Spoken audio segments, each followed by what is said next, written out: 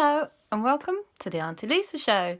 Today we've got roller skates, the swings, a key, Andy and Parker. So there we go. One day Aunty Lisa, Aleksander and Kristoffer got an amazing present, which was roller skates. Now, roller skates were quite big when Aunty Lisa was maybe 10 years old, and she used to have a really cool pair of actual roller boots, very similar.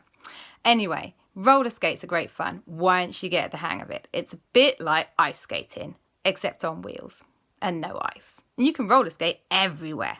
So she was determined to teach Aleksander and Kristoffer how to roller skate. So they went to a nearby park that had lots and lots of space for roller skate practice. And they practiced and they practiced. And they fell over a lot. When you're learning to roller skate, you fall over all the time. On your bum mostly, and sometimes on your face. But anyway, after hours and hours and hours of practice, Aleksander and Kristoffer had finally got the hang of the roller skates. And they were zooming around. They'd even got so good they were faster than Aunty Lisa. She was a little bit miffed about that. But hey, sometimes the apprentice becomes the master. Which means like the kid that gets taught gets better than the teacher. This is what had just happened to Aunty Lisa. So anyway, they were skating along at the speed of light, when all of a sudden they spotted a good friend in the distance. And you know who it was? It was Parker. And they were like, "Hey, Parker, come over here." Well, she raced over to see them on Jack's skateboard, because she also was learning a new skill that day, and it was skateboarding. Jack had been teaching her. She had fallen over a lot, but she was getting the hang of it now. She was having a great time. And she said, "Hey, you guys, let's have a race." So Aunty Lisa, Parker, Aleksander and Kristoffer all decided to have a race. And Jack was going to be the race adjudicator. And he said, "On your marks, get set, go!" And they zoomed along. For a little while, Aunty Lisa was in the lead, but not for long. She was quickly overtaken by Parker, who was then quickly overtaken by Aleksander and Kristoffer. They were neck and neck as they crossed the finish line. Well, of course, it was a draw, but they weren't happy about it. Not even a little bit happy about it. They wanted to have a winner. A winner. You can't just have a draw, can you? Aunty Lisa said you could just have a draw, and that was fine. Well, they'd just begun arguing about who, in fact, would be the winner when they spotted something on the ground. Aunty Lisa was like, "Ooh, what's that shiny thing on the ground?" And it was a key. Or rather, a set of keys. Parker said, "Ooh, I wonder who's dropped those keys. Maybe we should see if we can find out. That would be cool and a good deed." Everyone had forgotten about the race and decided to do a good deed and figure out who the keys belonged to. They looked around the park. There was nobody around. They couldn't see anyone who might have just dropped those keys. So they looked a little further down the path. They couldn't see anyone that way. And they looked a little further down the path in the other direction. When all of a sudden, as things often happen all of a sudden in these stories, somebody else turned up that they know rather well. And that someone was Andy. Andy said, "Hey, you guys, have you seen any keys around here?" Well, Aleksander and Kristoffer said, "What, these keys?" "Whew," said Andy. "Oh my goodness, I was in such big trouble. Those are the keys to the Natural History Museum. Hattie would have gone completely spare." care if she knew I'd lost them even for a minute. Well, he was so relieved. He said, hey, everybody, you've done me such a huge favour finding these keys. Let's all go over to the Natural History Museum and have a cup of tea. Well, you only need to say tea and Aunty Lisa's in. She's like, yes, let's definitely do that. So they all went to the Natural History Museum cafe and sat down for a cup of tea. Now, you would think that that could possibly be the end of the story. They've solved the problem. They found the keys. But no. Alexander said, hey, Andy, how come you've got so many keys on that keyring? I mean, you only used like one to open the Natural History Museum. What are all the others for? And Andy said, well, I'm not really supposed to tell people this. But, Kristoffer said, but, there are some secret exhibits at the Natural History Museum that nobody else is allowed to see. But I have the keys. Well, that did it. Everybody wanted to see the secret exhibits. And they said, hey, Andy, can you show us the secret exhibits, please? And Andy said, not right now. We'll have to wait until the Natural History Museum shuts at night. And then we'll come back and see the secret exhibits. And they all went, okay, let's do that.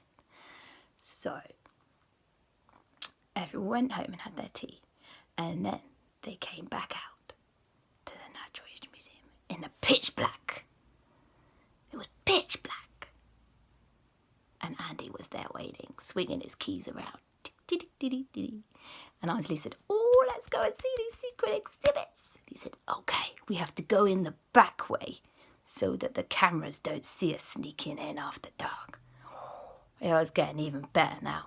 So he opened the door. The Natural History Museum is very old, so a lot of the doors creak. And everyone snuck inside.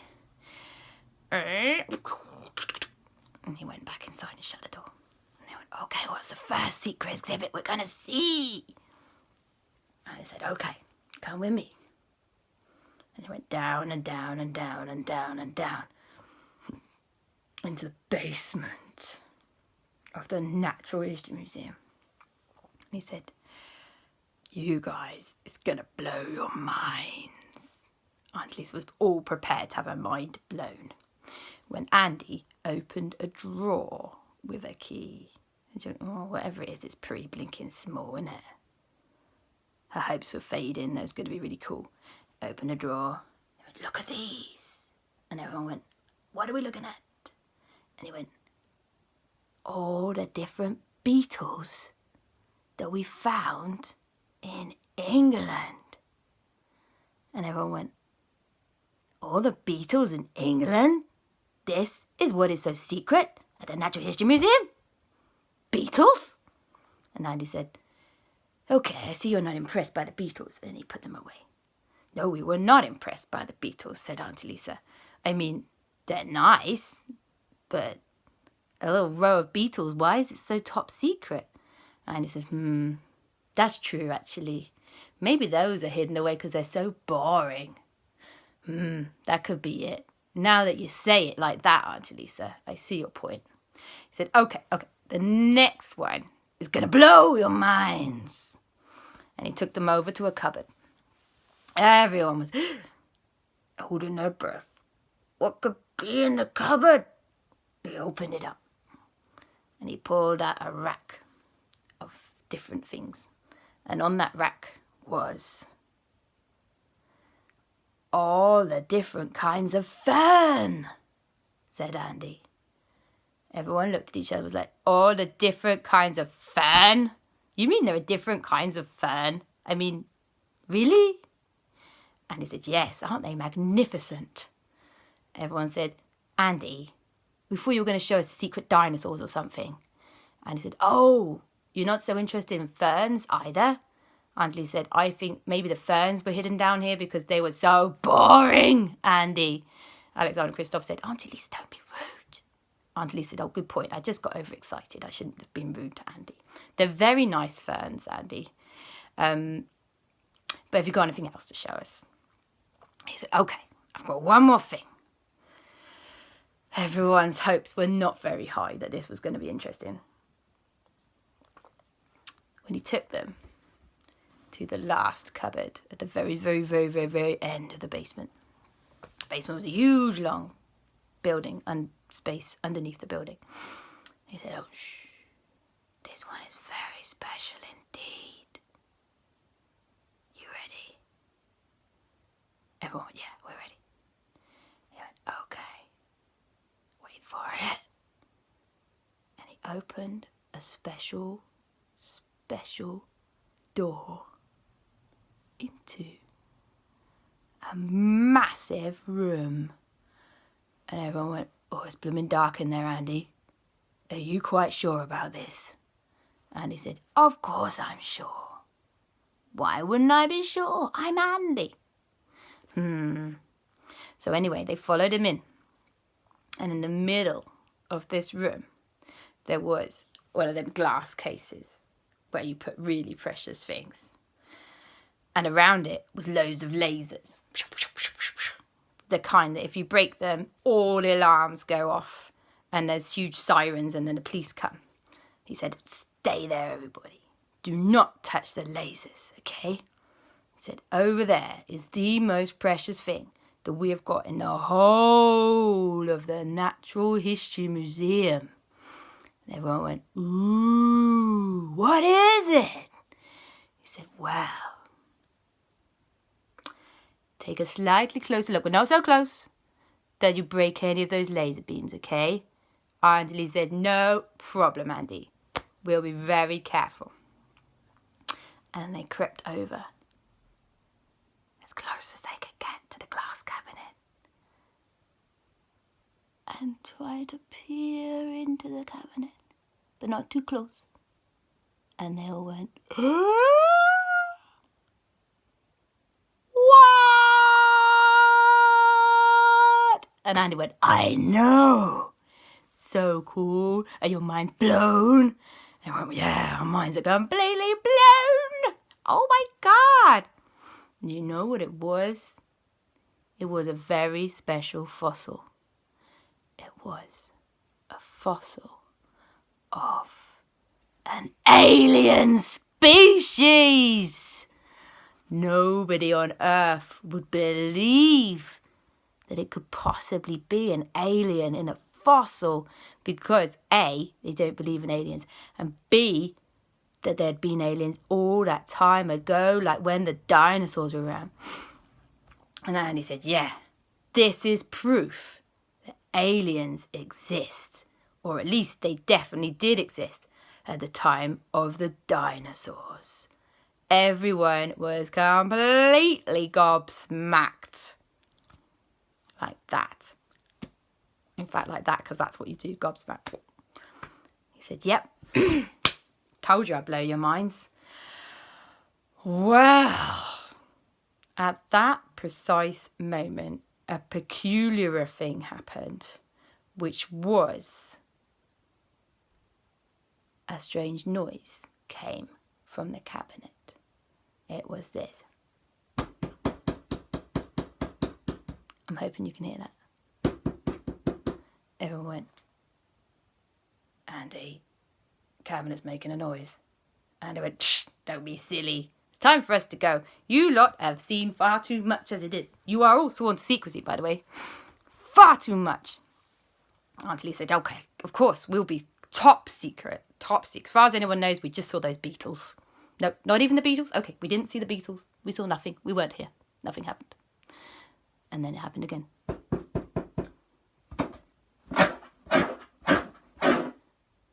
Scratching. Everyone went, that doesn't sound good. Do you think there's a mouse in the cabinet? What if the mouse eats the fossil? And he said, don't be silly. Mouse is going to eat the fossil. But they all turned around very, very slowly and looked back at the fossil. And then they realised the fossil was starting to shake and glow and shake, and it was green and it was glowing. Aunty Lisa said, "Oh no, that does not look good." Parker, who was obviously along with them, got out her mobile phone. She started looking for ghostly activity. She said, "Oh my goodness, there's a ghost." Aleksander and Kristoffer were quick with their iPads. "We can see it too. Wow! Do you think it's the ghost of the alien?" Andy said, "Don't be silly. It's not a ghost of an alien inside a fossil. That would be crazy." Aunty Lisa said, "I wouldn't speak too soon, Andy. Some pretty crazy things have happened around here before now." And he looked back and went, "Well, it is shaking. Oh no, what if it's about to blah!" And it went bits of fossil flying everywhere. It was chaos.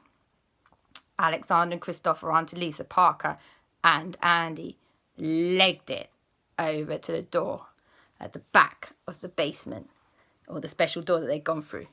And they were like, shut it quickly behind them. Aunty Lisa went, "That does not look good. That fossil just exploded. First off, we're going to be in serious trouble. Second off, what made it explode? This is bad." Parker said, "Leave it to me. Let me look inside." She poked her iPad inside to have a little peek. She was like, "It's bad. It's really, really bad. It's an alien, but it's a ghost alien. We are in serious trouble now. What if it... Oh no!" And just as she said that, the ghost alien smashed through the door and everyone went, "Ah!" And they started running and running as fast as they could. But ghost aliens, it turns out, are pretty fast. And so everybody had to run and run and run and run and run and run. And they were like, "We've got to get faster. We need to move faster, faster, people, faster." Now, as luck would have it, there were some of those wheelie chairs on the ground in the basement that scientists used to sit on. And so everyone jumped on a wheelie chair and skidded across the basement floor and smashed into the lift at the end of the basement and quickly shut the doors. They could hear the ghost trying to smash against the doors, and they were like, "Oh, can't ghosts go through doors?" This one couldn't, apparently. So they zoomed up in the lift to the top floor. Well, not the top floor, to the ground floor, which was above them because they were in a basement. And they were like, "I think we've escaped that ghost." But they were wrong. The ghost alien figured out he was a ghost and he didn't need to follow rules like doors, and started seeping up through the floor. And it was angry. You could tell it was angry because it was doing this. And doing all crazy stuff. And of course, chasing them. And they said, "Oh, this is bad. Quick, quick, quick." Parker zoomed around and she went, "Pew, pew, pew," with her iPad. And Aunty Lisa go, "Oh, quick, there's my phone. Pew, pew, pew." Aleksander and Kristoffer got their iPads out. Pew, pew, pew. And Andy said, "What the? Never seen this kind of crazy behaviour before." Okay then. He got his mobile phone out, but his did nothing because it didn't have the app. Anyway, everyone else was like, "Pew, pew, pew, pew, pew, pew." And it took a really, really, really long time. But eventually, the alien ghost got sucked into Parker's phone. And they went, "That was too close. What on earth went on there?" And he scratched his head and he said, "We must have caused some kind of ruckus in the alien ghost's field of something. Inside that rock, something must have changed when we entered the room. But what? Maybe it was just too hot or something, and it made the ghost come out. How strange. How am I going to explain this to Hattie?" Everyone went, "Oh no, how are we going to explain this to Hattie? What if maybe we just keep really quiet about it and hope nobody else goes in that room ever again?" That was Aunty Lisa's suggestion. Aleksander and Kristoffer tutted. Aunty Lisa, you mustn't keep secrets like that. If you break something by accident, you just have to tell someone and explain it was an accident and say sorry.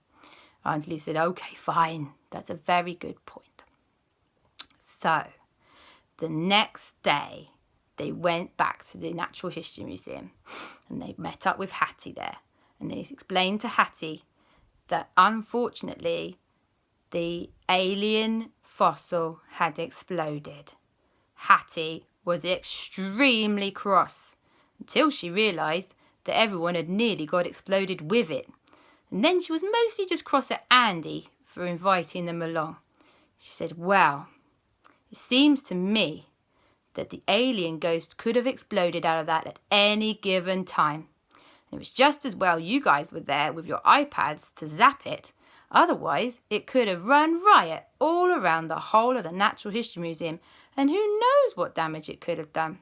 So I think overall, I'm glad that it was you that the alien ghost escaped with, and not, somebody else, like a visitor. Everyone decided that actually that had been quite a busy time, and they deserved a break. So they all said, hey Andy and Hattie, would you like to come back to the park and we will all have another roller skate and skateboard race? And Andy was like, yeah, okay, but can we also go on the swings? Of course, said Aunty Lisa. We love the swings, even if they do make my head kind of spinny nowadays. Andy said, yeah, me too. It's what happens when you get older. Ha ha. How they laughed. Anyway, so they all went to the swings and had a lovely time. And because no good story is complete without it, they had some cake and some biscuits and some tea and other nice things to eat and drink.